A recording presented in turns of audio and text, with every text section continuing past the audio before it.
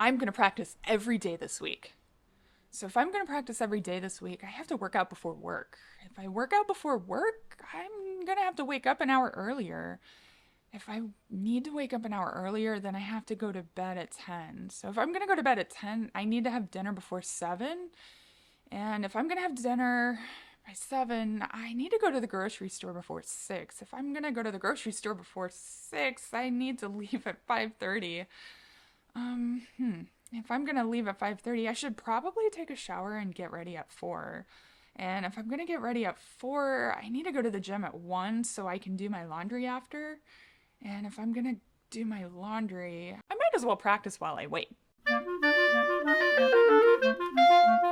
Good morning, everyone, and happy Saturday. My name is Callie, and this is another weekend of Clarinets, Cats, and Coffee. Now, if you are among the adult population that struggles with practicing while also managing a full-time job, you are not alone. I have been there. Actually, that being said, I am celebrating 10 years of being full-time job free. I've been doing music related things for the past 10 years, which is pretty cool. But before I did what I'm doing now, I did work a couple of full-time jobs. And so I picked up a few things during those years that I'm going to share with you. And I've also picked up some things from my colleagues and friends who are still working full-time jobs and practicing on the side as well. And on top of all of that, I know many of you out there are raising families, and I work with adult students who, many of you guys have come back to clarinet after taking, 20 years off from clarinet so you could prioritize raising a family. And so I am here to help you all just get back on track. And in addition to that, some of you who are in the midst of raising your families and really trying to make time for your own practicing, hopefully some of these tips will help you hang on to a little bit of one of your favorite hobbies as well. So let's jump right in. The first set of tips I'm sharing with you are how to make the most of very limited practice time, okay? So this is assuming that you are working full-time, you've got a ton of stuff to do after work, and you are struggling with finding, a nice full 1 hour practice session, okay? So the very first tip is practice every day. There have been so many studies done on effective practicing and how to do it really, and you're gonna learn much better and you will see improvement much more effectively over time if you just do a little bit every day. A very good example that I think many of us have experienced is preparing for a lesson, right? Your teacher gives you something to practice and you go home and it just goes whoop right out of your head, and maybe you practice that week, maybe you don't, but then it comes to the day before or even the day of your lesson and you're like, oh crap, I forgot to do that. And then you spend a outrageously long time trying to learn whatever it is that your teacher gave you to practice, and then you show up to the audition, then you show up to the lesson and you don't really sound that much better than you did the week before, right? Your teacher gives you, or gives us, what I'm saying this, but our teachers give us tips and things to implement in our practice every day so we can build better habits, right? So if they're telling you to change your embouchure, just one day of practice isn't really going to actually turn that into habit. You've got to solidify it by doing a little bit every day. So anyway, that's probably the classic example of one big practice session not really working out for us. So little bits every day, I promise it will work. Second thing, always go into your practice sessions with a plan. So it really, I don't know how many times, I did this when I was young, but I know many of my current students do this, or even just new people who come to me and, talk to me about, how they're practicing. And many of us go into our practice sessions, we sit down and we don't know what to practice, so we just pull something out that maybe we have to do in band or for a recital, and we just start playing at the beginning.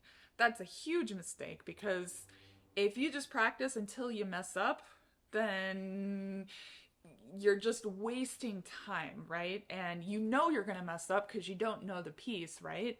And if you really think about it, you really probably know what parts of your music are going to give you trouble. You know where you're going to mess up before you even get there to mess up, right? So at this point, you're not sight reading, you're just mindlessly going through stuff, okay? And the other thing that is very worrisome in this kind of practice is if we're playing until we mess up every single time we sit down to practice, we're messing up at the same spot every single time, right? So you are actually practicing poor habits because you are teaching yourself to mess up at the same time every single time you practice that piece, right? So before you get over analytical and you're like, oh my gosh, I'm ruining my life, just do this, okay? Grab a little notebook, a little tiny journal, and before you practice, just look through the piece and find target measures. Now, remember, you have limited time, maybe 15 minutes, 10 minutes, 20 minutes, and go through and find the troublesome spots. Write it in your journal. Then this brings me to my next point, prioritize, okay? So if you've got 15 minutes and you've got 5 sections to work on, one of those is probably gonna be a little bit bigger of a priority. Maybe you have a little solo line that is very exposed and you don't want to make a fool of yourself in band the next day. So you're like, okay, I'm gonna prioritize practicing that today. And then if I have enough time, then I'll go on to the next one and the next one, okay? So go in with a plan and prioritize. Now, the next couple of ones are really just for your mental health. One is to eliminate distractions, right? Phones, turn them on airplane mode, especially if you're someone who likes to use your phone for a metronome, okay? Anything like that that could distract you from making real progress, you need to turn off for the amount of time that you're practicing. The next part is I recommend everybody have a designated practice space, and it doesn't have to be a whole room. Mine is actually just a corner of my living room that I have devoted just to clarinet practice, and it's a great place for me to just sit down and focus on what needs to be done. The last tip is to practice mindfully. And so one thing that I like to imagine is I like to imagine feeling my brain learning things. And so I try to go into every practice session with the goal of learning and to really feel that and to have that level of intense focus for however long I'm practicing for. So those tips should get you going on making the most of limited practice time. Now, the next group of tips, I don't know if they're tips, but it's more just like ideas that I'm throwing out there and that many of you have probably already thought of, but I'm going to share them anyway. And this is just how to find time to practice, how to make time to practice. I'll share with you some crazy things that I've done and my friends have done just to get some practice time in. So here we go. One tip, practice right when you get home from work. Now, this is a fun habit building tip. If you attach a habit that you want to implement into your life onto a thing that you already do every single day, you're more likely to build that into your life and turn that into a daily habit. So after a couple weeks, a few months, then it becomes weird to not put your clarinet together when you get home and then just play. So, you know, whether it's doing it right when you get home or some other time during the day, you know, maybe right before dinner, right after dinner, something like that. If you build it into something you already do, you're more likely to stick to it. Another tip is if you're able to do this without disturbing your neighbors or other people in your household, just get a quick little practice fix in before you go to work. It's a nice way to warm up the brain. And listen, if you do your scales, like 10 minutes, just do your scales before you go. You don't have to do scales for the rest of the day. You're done with them. So great way to get a short exercise of the mind and the fingers in before you go to work. This next one is kind of a crazy one, but I'm going to share it anyway. If you can practice at work, do it.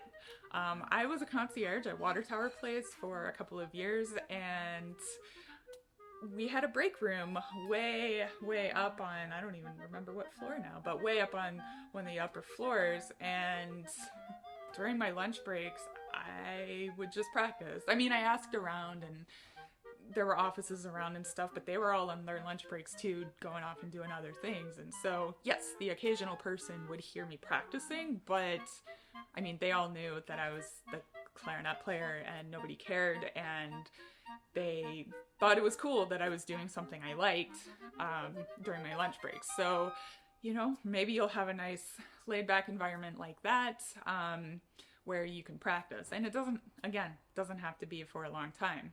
A friend of mine also worked downtown as well, and there was a coat closet that nobody was using that was actually somewhat soundproof way on the other side of the building, and I don't even think she asked if she could use it. She would just go and practice and get a bunch of practice in during her lunch breaks then as well. So I would recommend checking with people first so you're not disrupting anyone, but you know, you can look around and see what happens.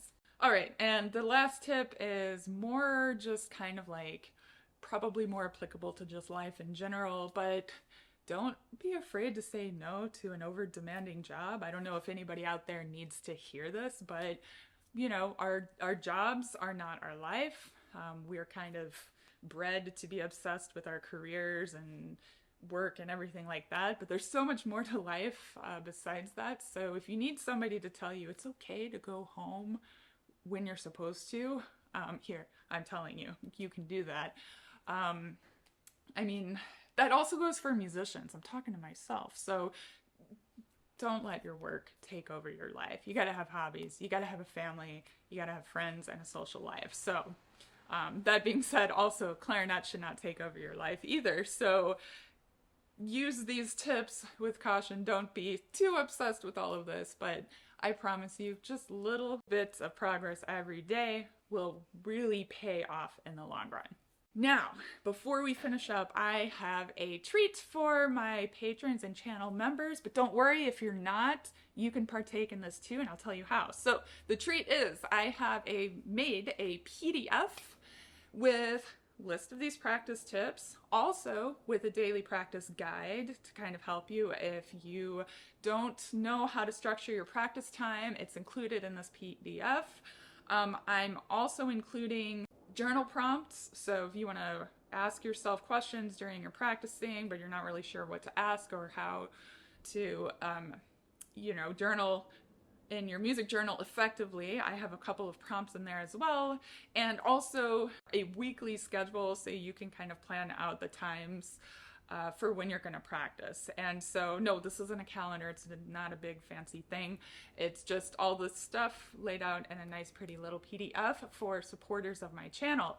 Now, if you are not a patron or channel member, Patreon has a new feature where if you're not ready to commit to a monthly or yearly membership, you can just buy a post. Now, the catch is I have to enable it on select posts. So I have not enabled it on a lot of my videos yet because I have so many videos and not all of them I want to do that for. But this one I do because I know that many of you watching this don't necessarily want to just subscribe to a Clarinet Ladies channel. Maybe you play other instruments, but you like what you've learned here. So you can head over to Patreon and you can just buy the post. It's very cheap.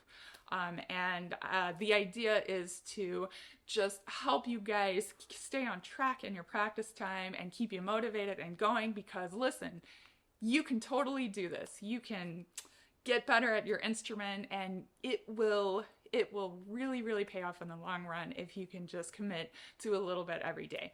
Thank you all so much for watching. I hope you have a wonderful weekend, a good week next week, and as always, happy practicing.